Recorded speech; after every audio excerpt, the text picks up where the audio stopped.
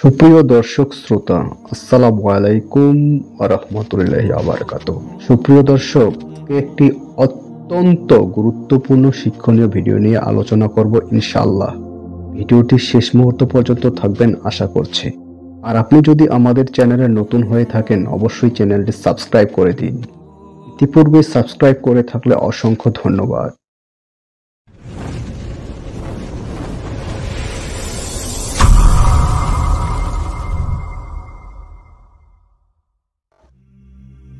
আলো যখন হারিয়ে যায়, তখন অন্ধকারের ছায়া নেমে আসে। আর ছায়ারও একটা শেষ প্রান্ত থাকে। সেখানে দাঁড়িয়ে একজন মানুষ খুঁজছিলেন আলোর একটি রেখা। এই গল্প সেই একজন মানুষের, যে ফিরে এসেছিলেন শেষ প্রান্তে। আব্দুল হাই, বয়স প্রায় ৮০ বছর ছুঁই ছুঁই। আজ তাকে দেখে কেউ বলবে না এই মানুষটি এক সময়ে পাপের অন্ধকারে নিমজ্জিত ছিল। পরনে সাদা পাঞ্জাবি, মুখে সাদা দাড়ি, হাতে তসবিহ, কাঁধে জামাতের ব্যাগ, শান্ত বিনয়ী একজন বৃদ্ধ। কিন্তু তার যুবকবেলা যৌবন বয়সে ছিল উল্টো এক গল্প।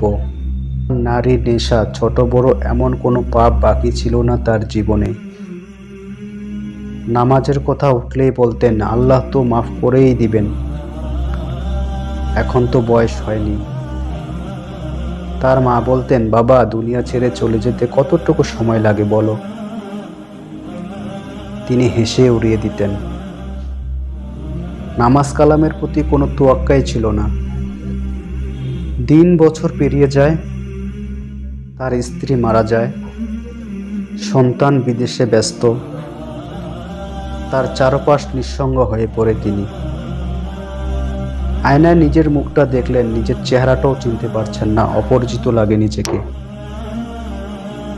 এক রাতে সেহরির সময় হঠাৎ বুকের মাঝে টান লাগে, শ্বাস নিতে কষ্ট হয়, মনে হয় এটাই বুঝি শেষ নিঃশ্বাস। তিনি শোয়া অবস্থা থেকে উঠে বসেন, বিছানা থেকে নেমে ধীরে ধীরে অজুখানায় গিয়ে অজু করেন। কাঁপা কাঁপা শরীরের নামাজের জন্য জায়নামাজে দাঁড়ান। দীর্ঘশ্বাসে কান্না ভেসে আসে। বলেন, হে আমার রব, তুমি তো বলেছ তওবা করলে তুমি মাফ করো। আজ আমি তোমার কাছে ফিরতে চাই। ও মালিক, আমি যে কতটা গুনাহগার, কতটা পাপী তা তুমি ভালো করে জানো। হে মাবুদ, তুমি যদি আমাকে ক্ষমা না করো তবে আমি কোথায় যাব বলো না গো। আমার যে যাওয়ার কোনো স্থান নেই। মাবুদ গো, জীবনের শেষ প্রান্তে এসে বুঝতে পেরেছি তুমি ছাড়া কোনো উপায় নেই। আমায় ফিরিয়ে নাও আলোর দিকে, আমার জীবনের সমস্ত পাপ মোচন করে দাও। সে রাতই ছিল তার জীবনের মোড় ঘোরানোর মুহূর্ত। এরপর থেকে আর কোনো নামাজ কাজা হয়নি তার জীবনে। এখন তিনি আর গান পছন্দ করেন না। গানের পরিবর্তে ওয়াজ ও ইসলামী লেকচার শোনেন।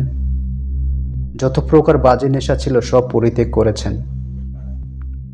নবী রাসূলদের জীবনের সাথে মিল রেখে সুন্নত অনুযায়ী চলন শুরু করেছেন।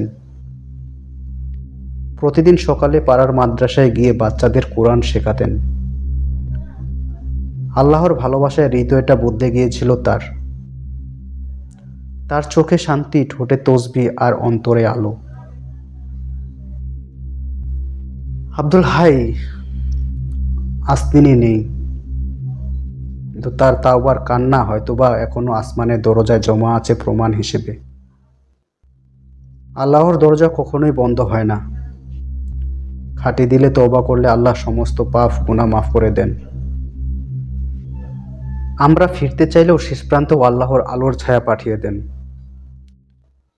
আপনার আমার দেহে যে প্রাণটি রয়েছে অথবা নিঃশ্বাসটি রয়েছে, তা কখন ফুরিয়ে যাবে আমরা কেউ জানি না।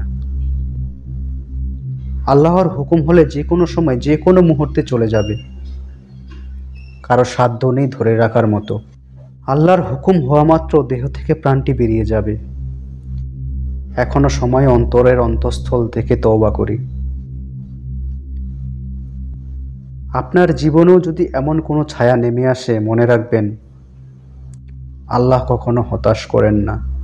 ফিরুন, ফিরে আসার দরজা আজও খোলা আছে। এমন সত্যিকারের ইসলামিক গল্প পেতে আমাদের চ্যানেলটি সাবস্ক্রাইব করে রাখুন আর ভিডিওটি শেয়ার করুন, যেন অন্য কেউ ফিরে আসতে পারে আলোর পথে।